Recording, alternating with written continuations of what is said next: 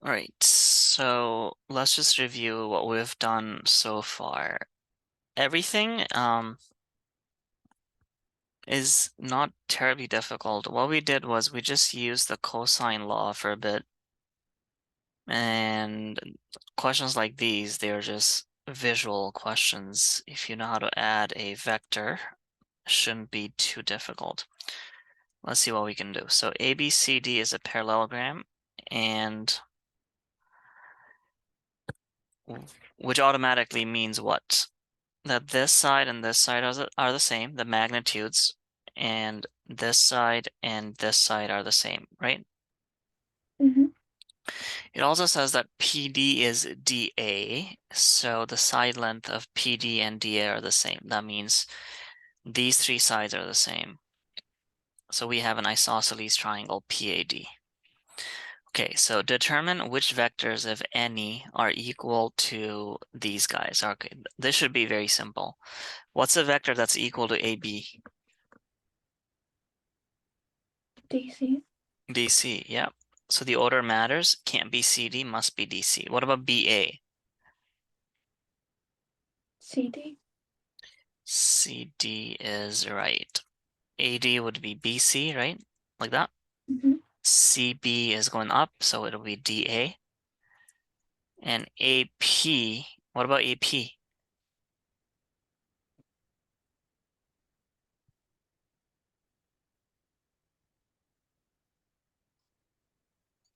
That's a tricky one. I don't think anything is equal to AP.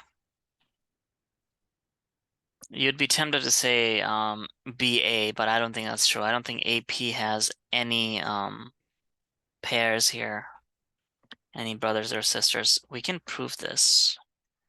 This is a dumb way of proving it, but we can definitely show that AP doesn't have any pairs. I'm trying to find my ruler. All right, so I don't need that big. So this is a very dumb way of doing it. It's not very scientific, but AP is about, what is that, 3.4? 3.4 centimeters, right? And now let's check for AB. It's probably gonna be bigger than that. Yeah, it's over 4. You see that? It's definitely over 4. So that means AP doesn't have any pairs, so there's none for AP. Part B, explain why PD is equals to BC. So why is this side and this side the same, the magnitude of it? Why is that?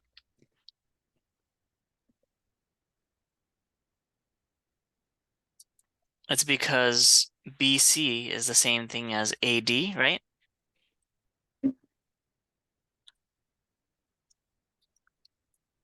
That makes sense? Yeah. Because BC, again, maybe if you want to show the steps, you can do it like this. Because BC is equals to AD because it's a adjacent sides of a parallelogram. That's my symbol for parallelogram. So those two sides must be the same. And because PD is DA, PD is DA, which is the same thing as AD. So like this, and then that is equals to PD. And this last section is because it's given in the question, because PD is DA. Like that. And that's how you'd show the steps for this. It's not that difficult. Yeah? Mm-hmm.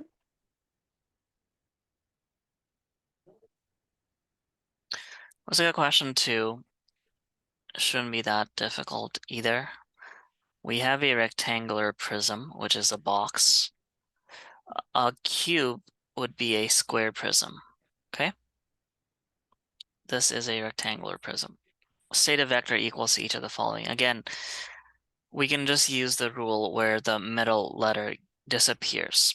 So RQ plus RS, if we move this around and make this SR plus RQ, what do we get? See these two middle letters? They get eaten up. SQ. SQ. And we can also show that in this diagram. So RQ is going this way. To this, we're adding RS, but we can't add it right now because it's not tip to tail. So what we do is we move RQ all the way to this side, which becomes SV, like that, right? And no, I messed this up, did I? No, I messed this up. I changed the vector. What's the difference between this and this?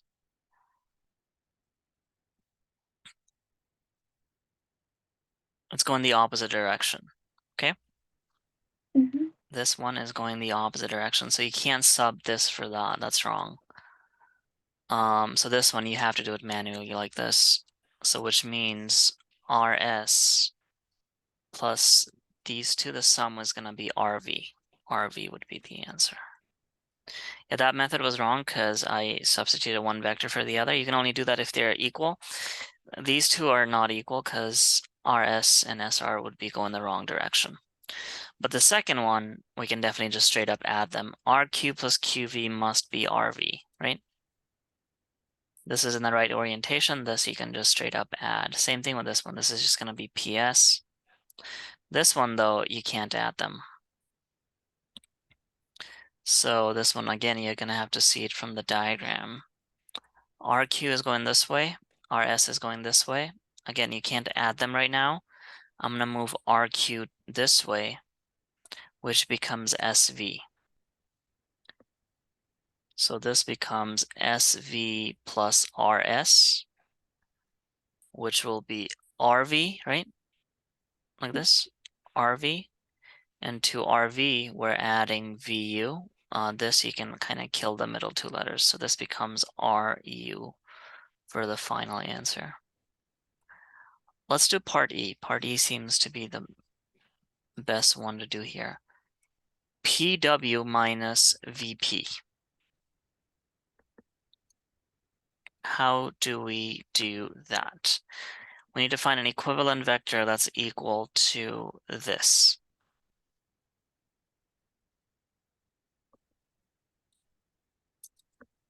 Any ideas on how to proceed with this?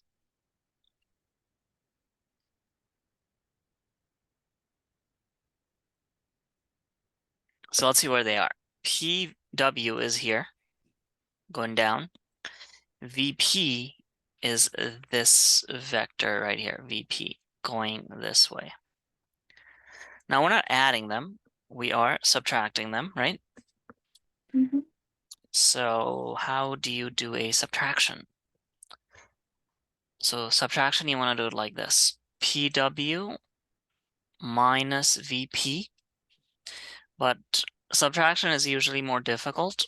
So what you want to do, if possible, it's not always going to be possible. If possible, turn that into a plus. Now, how do we turn a minus into a plus? We need another minus.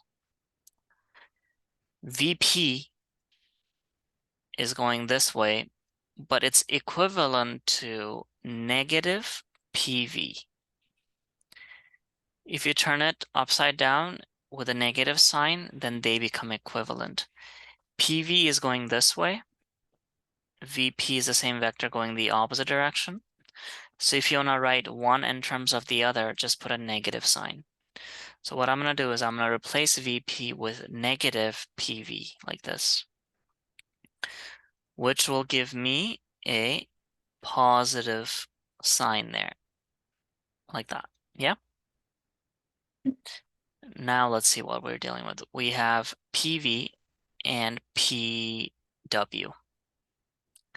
So we have this vector and this vector. What I'm going to do is I'm going to move that PW into VS because you can only add it tip to tail. You can also move the PV down to WS. They're equivalent. You can also do that here. But here I'm going to move that PW down into VS like that. So VS plus PW. So what's the final answer? What's PV plus VS?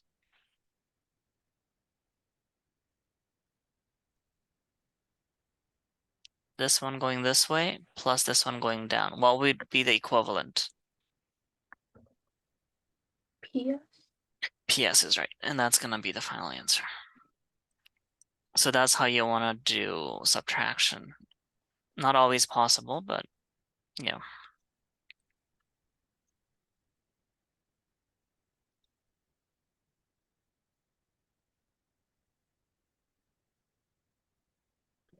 Alright, here we have two vectors A and B. They have a common starting point, and the angle between them is, so it's an obtuse triangle, 120 degrees.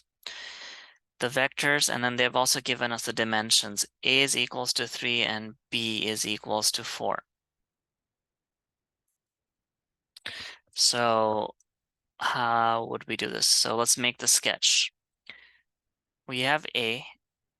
Again, these are arbitrary. We have A going this way. It's 3 units in length. And then we have a B going in any other direction, but the angle between them is 120, like this. And B is 4 units.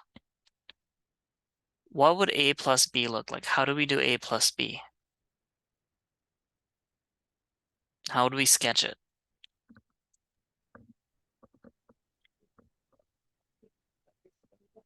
You move one of them? Yeah, you would move one of them. Doesn't matter which one you move. I'm going to move the B. So let's move the B here, like that. What will be this angle if you moved B? Remember, it's a parallelogram. The angles always add up to 180. 60? 60. Like that. So A plus B would look like, again, we're going to do tip to tail. A plus B would look like this, right there. That's going to be A plus B. We don't know what the magnitude is. So that's the goal, to find the magnitude of this. Sine law or cosine law?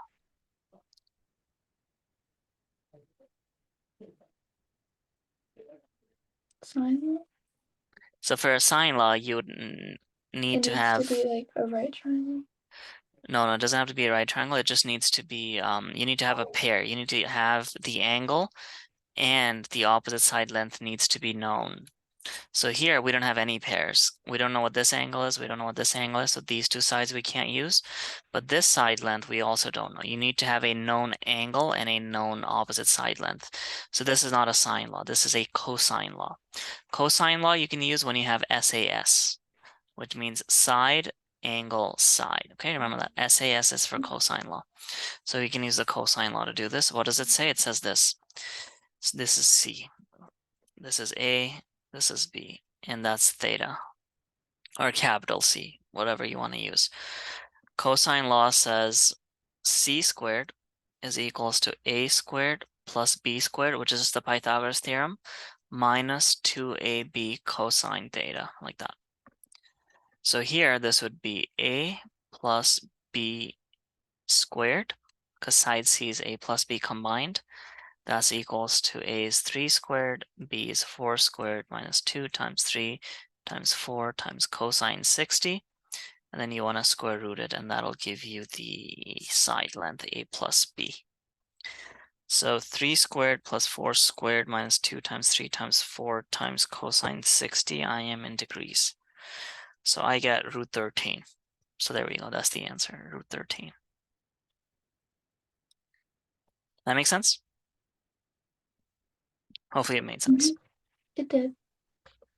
Part B, calculate the angle between A and A plus B. So which angle are we looking at? Or let me just label these. I guess we can call this A, vertex B, vertex C. So which angle are we looking at here for part B? Between A and A plus B. So it must be this one, okay? Must be this one. Let's label that as X or theta. Let's put that as theta. We know A plus B is root 13 in magnitude. How do we find theta? Sine law or cosine law?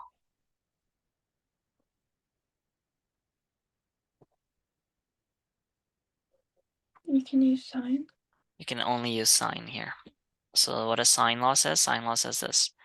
Sine theta over the opposite side length, sine A over A. So it'll be, this one would be 4. Is equals to, now you need a known angle, sine 60 over what? Over a known side length, the opposite side length. The opposite side length is 60 is root 13, right? Like that. Mm-hmm. So this will be sine theta is 4 times sine 60 over root 13. How do we solve for theta?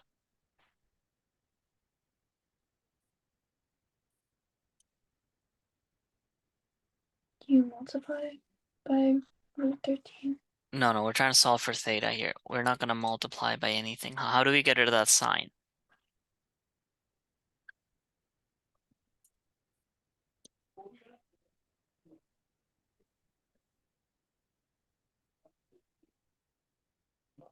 You divide. You want to do sine inverse because the goal is to solve for theta, right? So you want to do sine inverse on both sides, which is, we can say it's dividing by sine, but it's technically not correct. We're doing the sine inverse like that. 60 over root 13. Let's plug that in, and that'll be the final answer. So that's going to be 4 times sine 60 divided by square root of 13. That is 74 degrees, and that's the final answer. It's 74 degrees from angle A, from side length, from vector A. Okay, A plus B is 74 degrees from vector A. So let me just show you what this is. So sine inverse. This is actually a function, sine inverse of x. Let me see if I can plot this on Desmos. So let's pull that out. Desmos. What are we trying to do? We're trying to graph sine inverse. Okay. So sine x looks like this. It's a loopy function. Loop means it's a periodic function. It goes on infinitely. The domain is negative infinity to positive infinity. But the range on the y-axis, it can only go from -1 to +1. The max will always be +1. The min will always be -1. Now sine inverse, let me see if it'll let me plot it. Inverse of x. There we go. So that's the inverse function, okay? Mm-hmm. So if you have the y value, that will spit out the x value. That's what it is. If you have the value of the ratio, this is a sine ratio, you'll get the angle. And that's what it looks like. You can also do the same thing for this, by the way, is also called, let me see if this can recognize this. It's also called arcsine. They're equivalent. Sine inverse and arcsine mean the same thing. If I were to plot this, it overlaps because these represent the exact same function. So to get the angle every single time, we do sine inverse, which we're utilizing this arcsine function is what we're doing. All right, let's go back to the questions.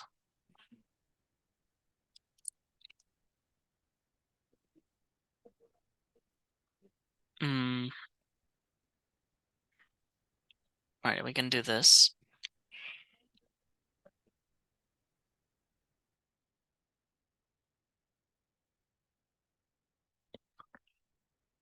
So we have a quadrilateral, PQRS, and it doesn't have to be anything fancy. It can just be a weird looking shaped quadrilateral. So boom, boom, boom, boom, boom. What's the name of this quadrilateral? Right now it doesn't have a name, but if these sides were to be parallel, these two sides, there's an equivalent. I'm trying to draw an arrow. If these two sides were parallel, this would be a trapezoid. But as of right now, this is nothing. But it'll become something. So A, B, C, D are the midpoint. So SP. P, Q, oh, I messed this up. This should be R. It always goes in one direction. So PQ, this side must be R, this side must be S. So A, B, C, D are the midpoints. So A is the midpoint of SP. So let's say this is point A. B is the midpoint of PQ. C is the midpoint of QR, and D is the midpoint of RS. The question is, using vector methods, prove that these four connect to become a parallelogram. All right. How can we show that this is a parallelogram?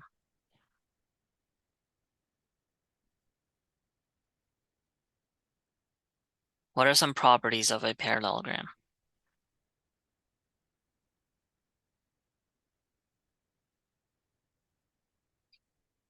Well, this side length has to be equivalent and parallel, right?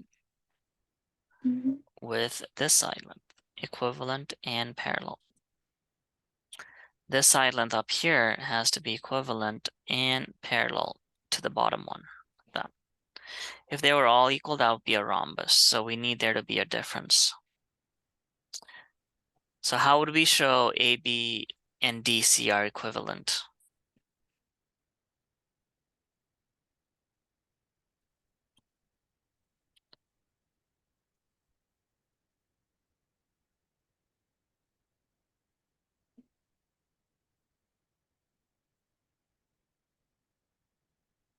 You'd measure AB, you'd measure DC, which will give you their magnitudes. What are we expecting their magnitudes to be?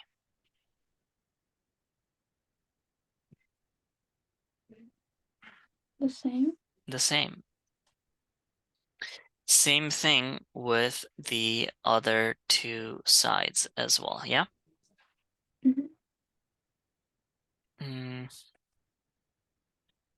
And then I guess you can also measure the angles.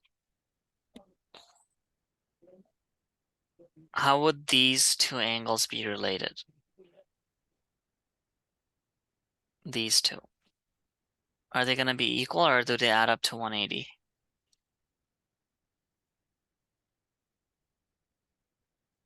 They would be equal. Diagonal angles in a parallelogram are equal. Whereas these angles would add up to 180, which means D in angle B would also be the same. Okay?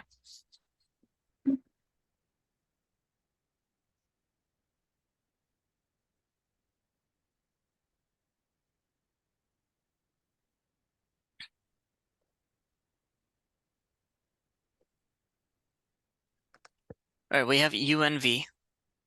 So again, just a rough sketch. Let's say this is U, this is V. It doesn't have to be super precise. And the angle between them is 60. Determine the magnitude of U minus V. How would we do that?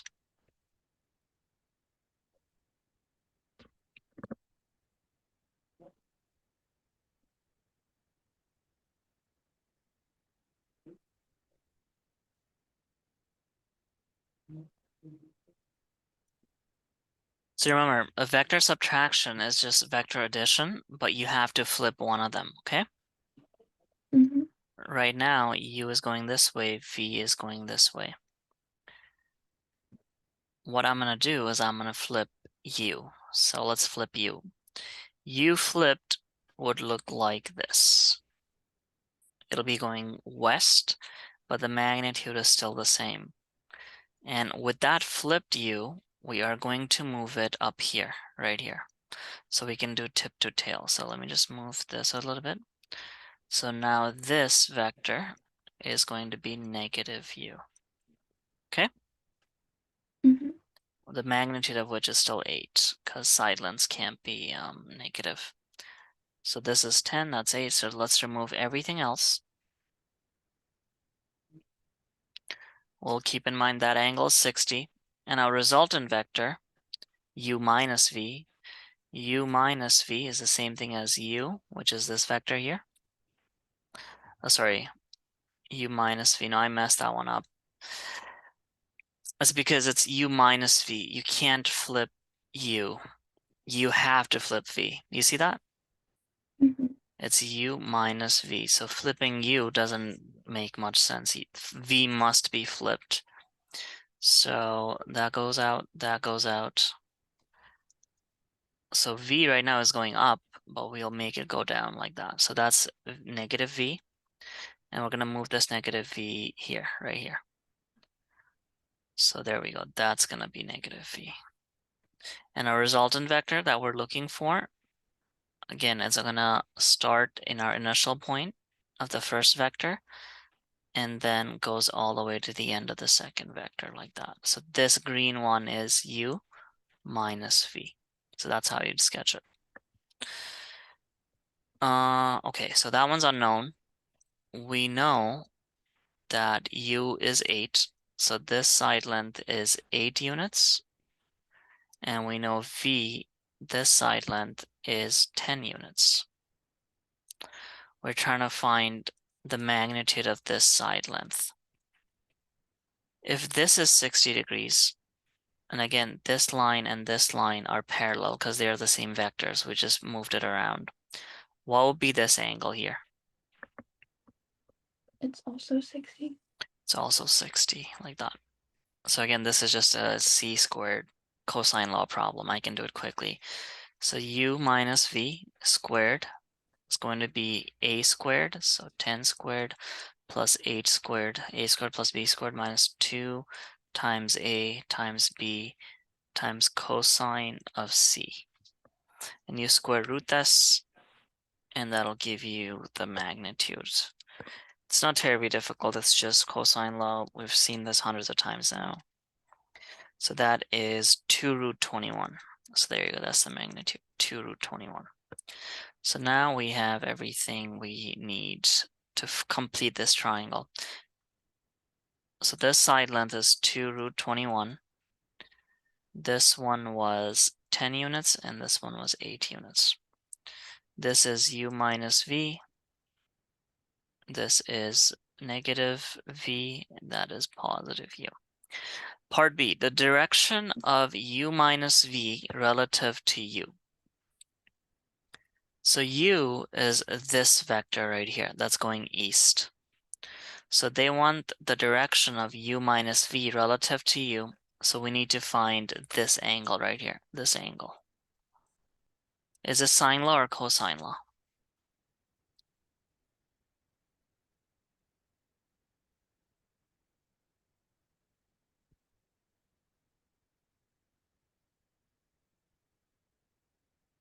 Sine. Sine law, exactly, because we have a pair, the 10 and 2 root 21. We have the opposite angle and the opposite side length.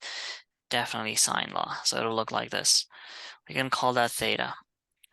Sine theta, we don't know, over the opposite side length, so 10 is going to be equals to sine 60 and the opposite side length, 2 root 21. Step number 1, multiply both sides by 10. What's the next step? How do we solve for theta? You do sine inverse. You do sine inverse. So theta is going to be the sine inverse of that entire thing. So sine inverse bracket, sine 60 times 10 divided by 2 root 21. And that is 71 degrees. And that's the answer to B. This was the answer to A. Part C, the unit vector. Remember what a unit vector is? When it's 1. Yeah, when the magnitude is 1. So we need to find the magnitude of U plus V. Okay, we don't have that. But the math shouldn't be that difficult. This is U, this is V. The angle is 60. We need to add them up, so I'm going to move the V here. If this is 60, what's this angle? 60 or 180? 180. 120, right? Yeah, 180, 120 is what I meant. 120, so this is V. We're trying to add them up. This is going to be the resultant vector right here. The only difference between this and what we did here is that the minus is now a plus and the angle between them last time was 60, now it's gonna be 120. That's literally the only difference. Nothing else changes. So let's see what we get for the magnitude of this. So the magnitude of this is going to be square root 10 squared plus 8 squared minus 2 times 10 times 8 times cosine of 120. So that's 2 root 61, okay? That. So to get the unit vector, this is the formula. The unit vector of something in the direction of vector A is vector A over the magnitude of A. So this is for the unit vector. This is the formula.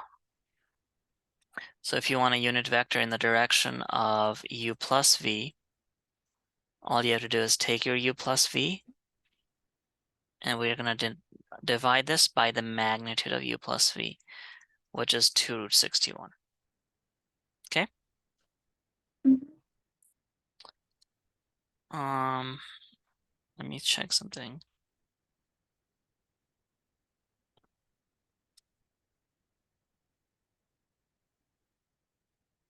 So the last one, 5u plus 2. How would we do the last one, d?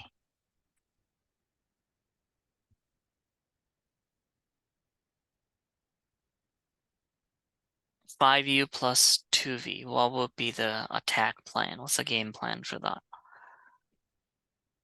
I'll give you a hint. You need to sketch it right now. Now think about how you can go about sketching that.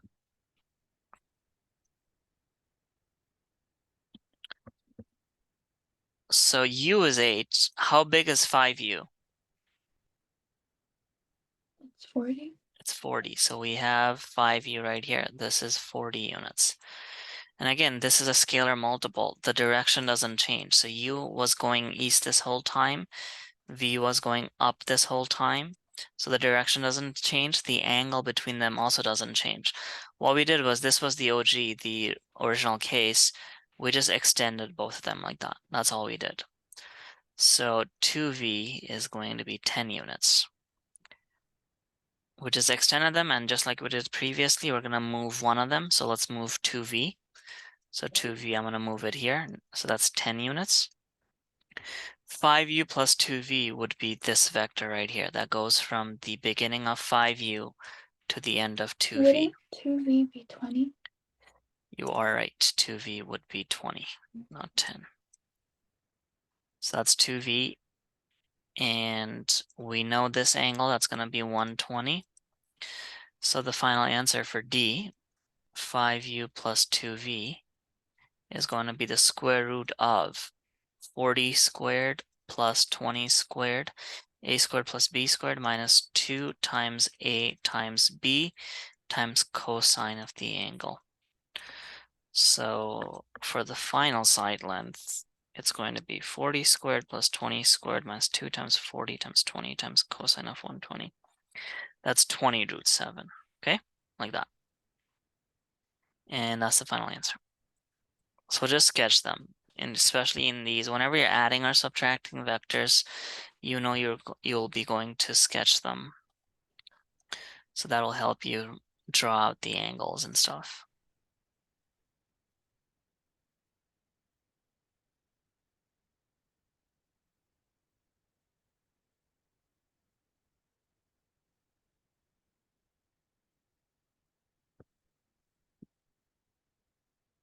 So P and Q are distinct unit vectors that are placed in a tail-to-tail position.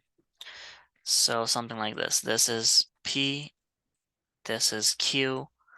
What's the magnitude of their unit vectors?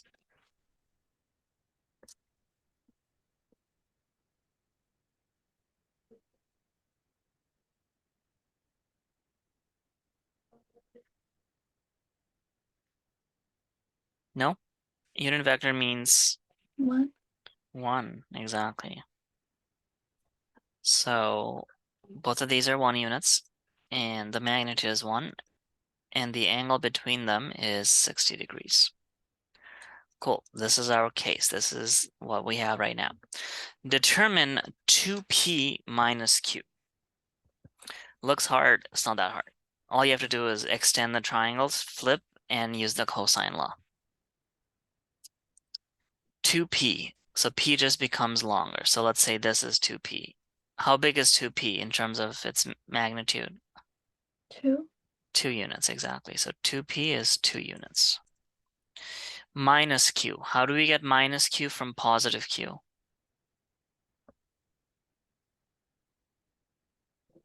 We flip it, okay? Mm-hmm. You flip it. So q was going up. Now it's going to be going in the exact opposite direction, this direction. So that is the vector negative q, the magnitude of which is still 1. The original q was this way. So the other q is going this way now. It's going this way. But right now they're still tail to tail. We can't add them in a tail to tail configuration. What I'm going to do is I'm going to move the negative q up here. And these two lines are parallel. This angle was 60. That line and that line is parallel. What would be this angle?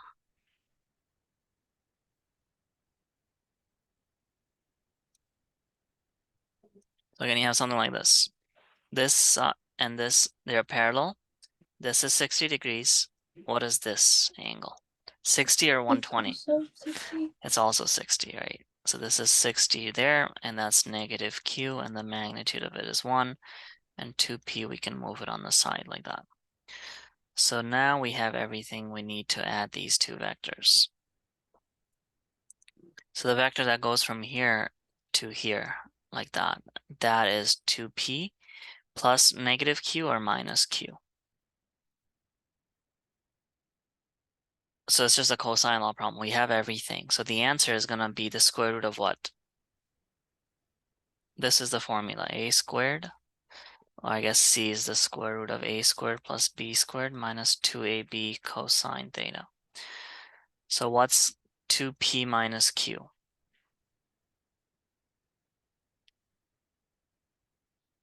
The order doesn't matter. You can say this is a or that is a, it doesn't matter. So if you say this is a, so it becomes 2 squared plus the other one, 1 squared minus 2 times 1 times cosine 60. And you plug that in a calculator, that'll be the final answer and you're done, okay? Mm-hmm. That's it.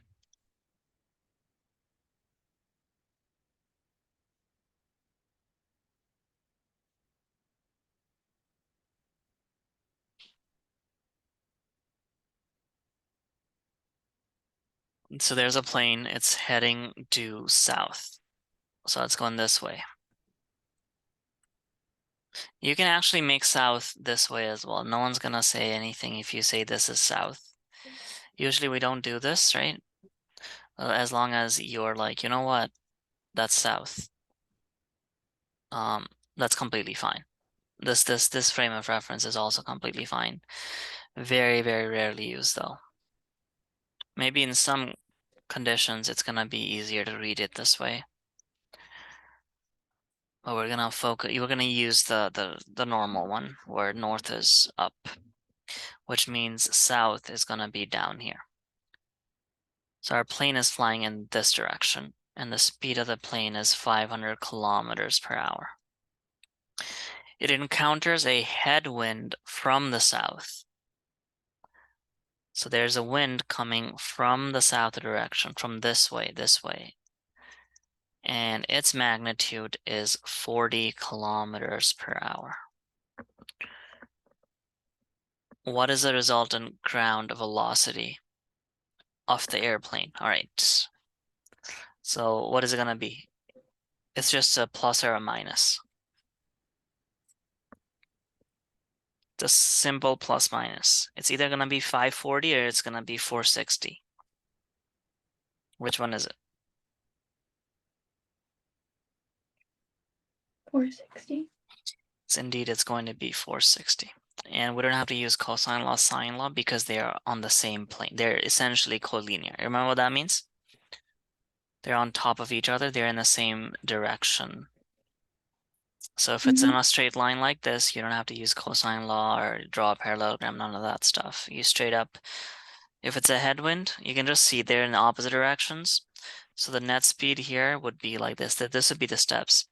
You can say it's 500 kilometers per hour heading south.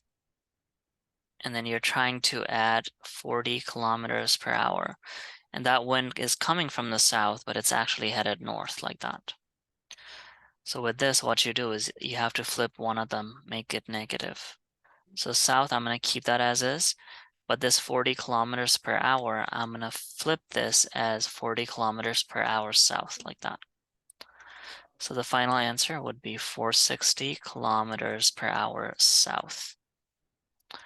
And you have to specify the direction because of this word, velocity. Remember, speed is scalar. Velocity is the speed equivalent in vector form. Needs a direction and needs a magnitude. So that's how you do it, and that's the final answer.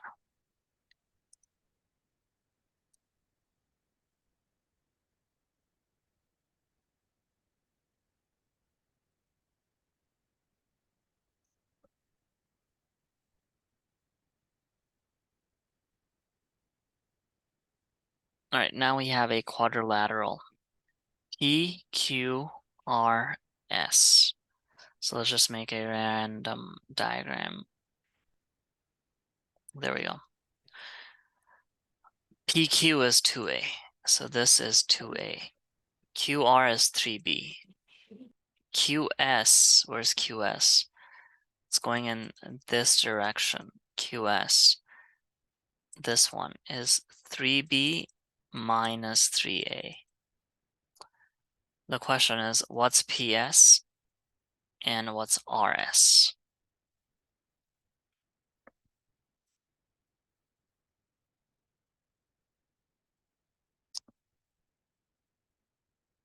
Any ideas? Let's start with RS. How can we write RS in terms of A and B?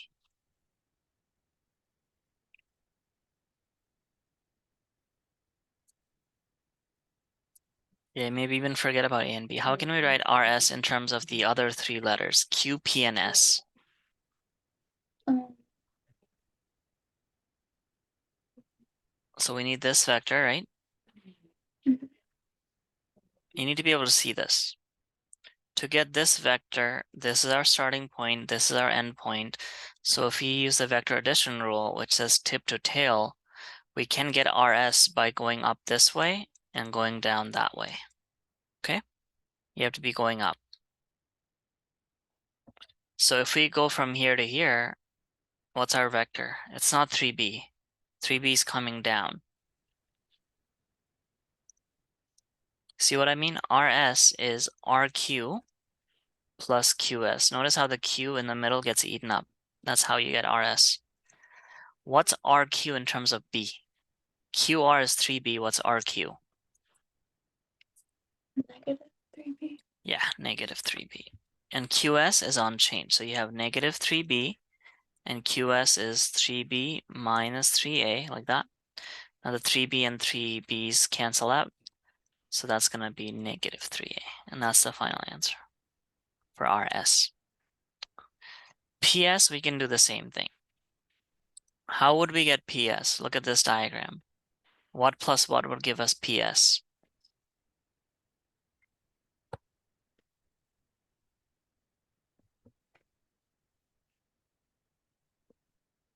PQ plus QS. Yeah. PQ plus QS. So then we have 2A plus 3B minus 3A, right? Like that.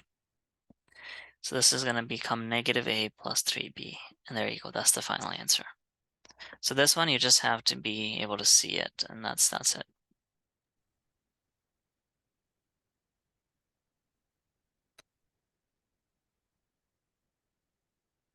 We know how to sketch things in 2D. Let's look at 3. This is what I was talking about yesterday, the right-hand rule. Right-hand coordinate system.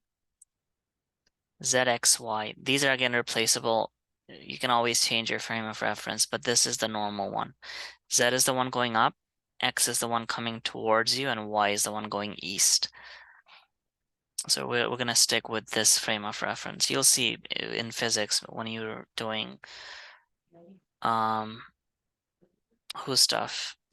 Newton's laws. Maybe not Newton's laws. He uses frames of reference as well, but Einstein definitely is a big proponent of frame of reference. So we'll be sticking with this one, but in physics, you might see it a little bit differently. They might make X up or whatever.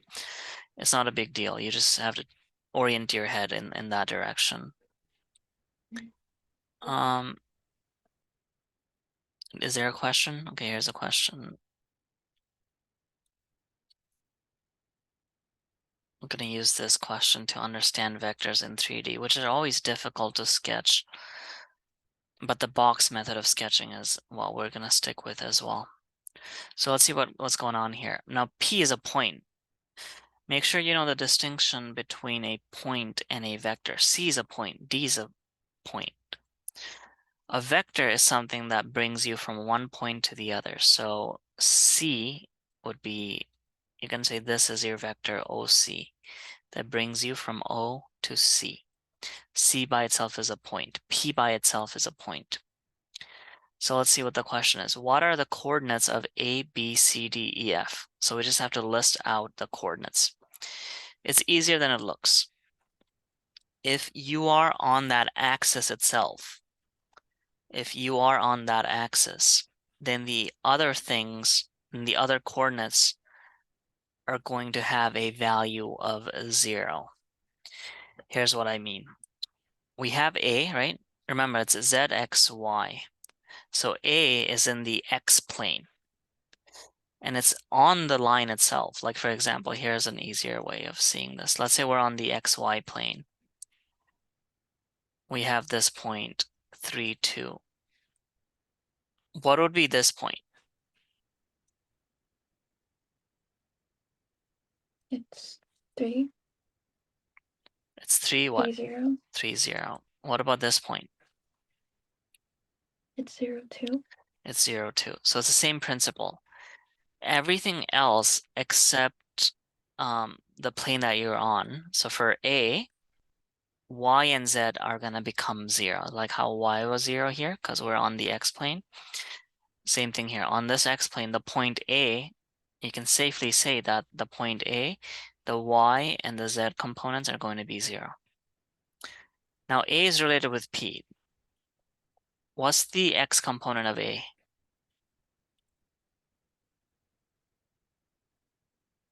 It'll be 6, okay?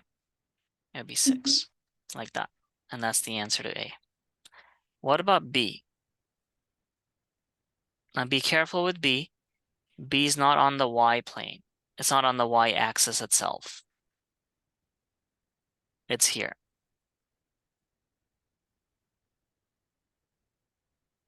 Does it have a Z here? Does it have any height? No. No. So B doesn't have a Z, but does have an X because you're coming from here. It also has a Y coming from there. So B would be the point, again, it's not a vector, it's the point 6, 2, 0. Doesn't have a height, but does have an X and a Y component. Okay, let's go up to C. Now C is up here. What do you think C is? 6, 0, 4. Yeah. 6, 0, 4. Doesn't have a Y component. D only has a Z component, so that'll be 0, 0, 4. E, what about E? Doesn't have an X component.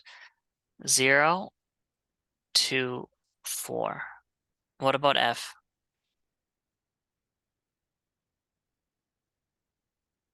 Only has a Y component, right? 0, 2, 0. 0, 2, 0, there we go. So those are the 6 coordinates. Draw the vector OP is the next question. To draw OP, all you do is you start at O and you get to P, like that. And this vector that connects, that brings you from the origin to point P is the vector OP. So that's the distinction between a vector and a point. C by itself is a point, But if someone asks you, how do you get to C? Then you will tell them, well, you'll take the vector OC. So that's gonna be the path, and that'll be the vector. That make sense? Mm-hmm.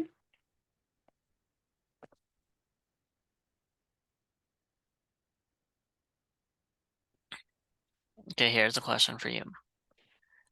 What's the coordinate Q? Just give me Q. And it's related to this.